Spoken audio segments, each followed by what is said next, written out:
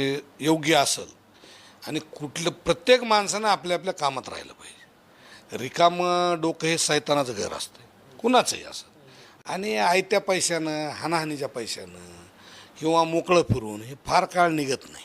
मग ते एक तर घरच्याला घातक ठरतं, ते घरच्या माणसाला दुःख देतं, त्याच्या कुटुंबाला दुःख देतं, ते स्वतःला काही काळानं दुःख होतं.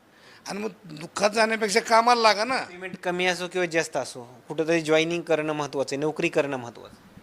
कसं असतं कुठल्याही काळामध्ये सुरुवातीचा जो पिरियड असतो 1-2 वर्ष, तर ह्याला तर ट्रेनिंगमध्येच म्हणावं लागतो. शाळेतला विद्यार्थी 25 वर्ष शिकतो आणि 25 वर्षानंतर नोकरी लागतो. मग त्याचा तो ट्रेनिंग पिरियडच आहे का नाही.